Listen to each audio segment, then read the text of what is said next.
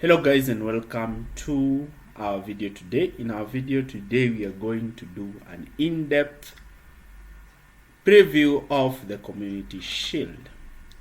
The Community Shield is a competition that is usually played like a curtain raiser for the beginning of the season.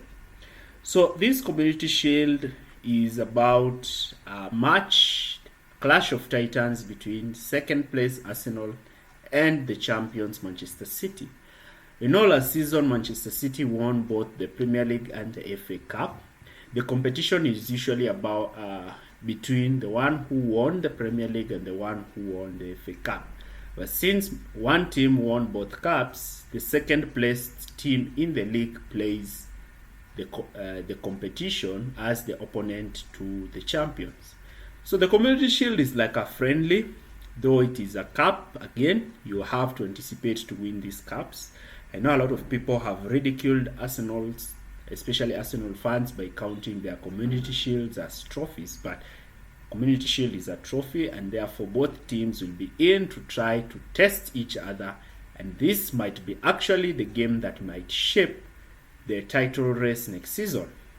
In my opinion, I still believe that Arsenal are the greatest threat to Manchester City next season, and therefore this game is going to give Arsenal the chance to showcase whether they are ready to go head to head with Manchester City, not only on this one-off game but also next season.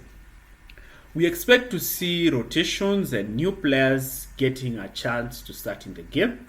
We can see the likes of Declan Rice and Timber making their first appearances in this game, as well as Kai Havertz. Manchester City have completed the signing of Guardiola and also signed Mateo Kovacic. So we expect to see how those two signings, if they will start, and if they start, how they will feature. I expect Pep Guardiola not to start quite a strong team in this game.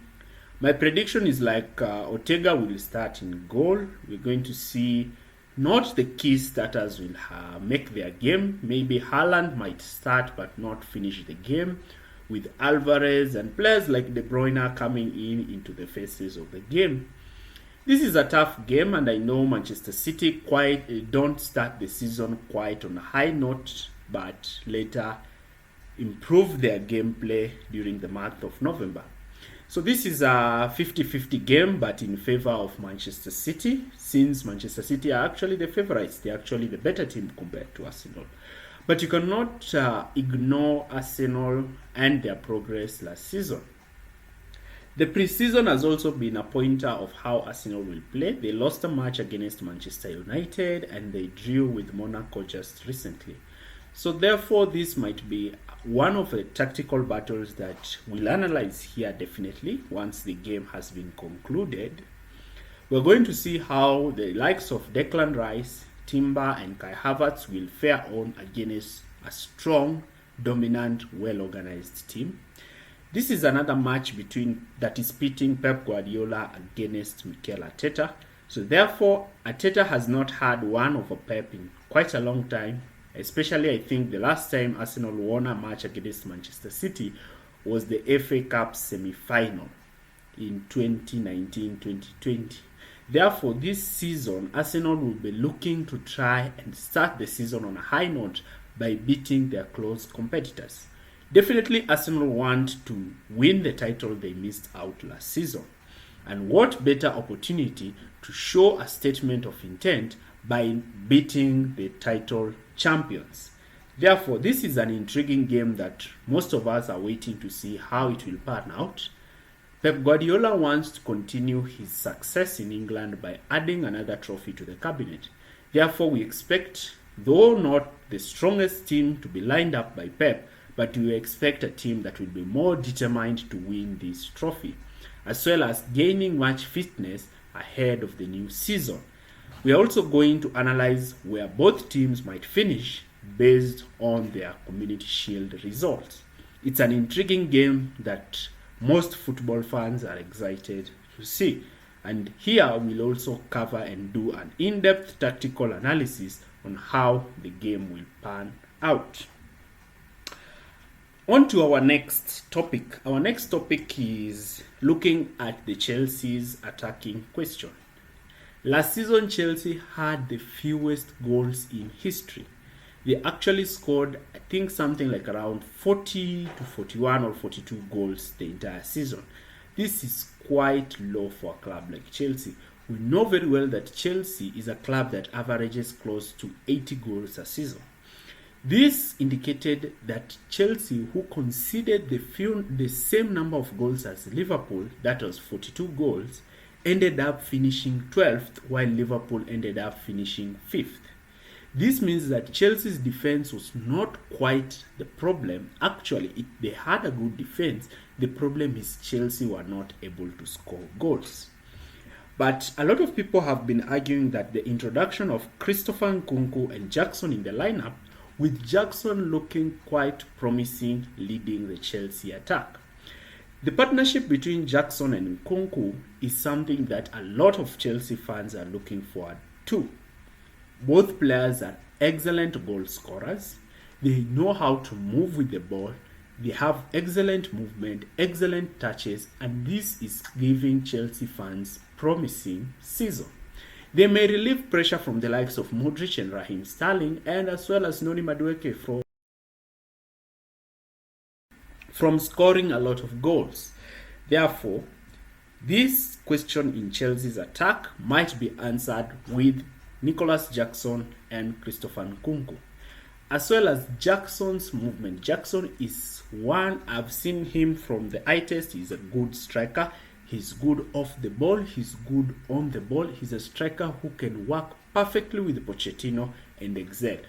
These two players don't have to contribute a large size of goals. In my opinion, I feel like Jackson and Nkunku each need just to contribute, with Jackson contributing 15 goals, Nkunku contributing 10 goals. Those 25 goals in the Premier League will be important for Chelsea, with some of the goals being crucial for Chelsea winning matches. This complemented with like 10 goals from Sterling, 8 goals from Modric, 6 goals from Madueke, and goals from set pieces from their defenders will be key in giving Chelsea's attack a huge number of goals. This attack might be good enough to contribute a large amount of goals. This complemented with the extra additions in defense, such as Marco Gusto, who's coming in to deputize Reece James, who has been injury prone recently, as well as Ian Maatsen remaining, who can also deputize Ben Chilwell and Cucurella at left back. Chelsea look like having good attack next season, with good training and high levels of fitness that have been witnessed in pre-season. This is just the beginning of something good at Chelsea. Chelsea have also announced Sanchez, who is going to be unveiled soon as the next Chelsea goalkeeper. We have done an in-depth tactical analysis on Sanchez. You can see the video in our timeline. Also, completing this statement is the Moises Caicedo deal. We know a lot of fans are asking themselves when this deal is going to happen. We know that Caicedo is quite key in the Chelsea lineup. Caicedo is the one who's tasked to come in and play alongside Enzo Fernandez in midfield. This is a signing that has dragged on quite long. In my opinion, it's a signing that I see will go through. Though Brighton are trying to play hardball, my thoughts is that Caicedo's deal is going to go through at the end of the day. The signing of Sanchez improves Chelsea's position in this bid, with Brighton seeing Chelsea overpaying for Sanchez might actually consider them underpaying for Caicedo. This might be a win-win for Chelsea because, in my opinion, I think that Sanchez is a better goalkeeper than Kepa.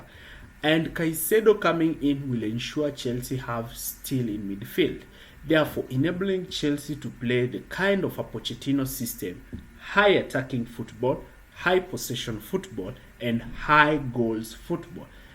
Chelsea, Mauricio Pochettino, who has indicated that he wants to go and challenge for the Premier League title, The signing of Caicedo might help him in doing so, but will he be able to marshal his troops against dominant teams such as Arsenal, Manchester City, Manchester United, Liverpool, and as well the emerging Newcastle? Leave your comments in the comments area below.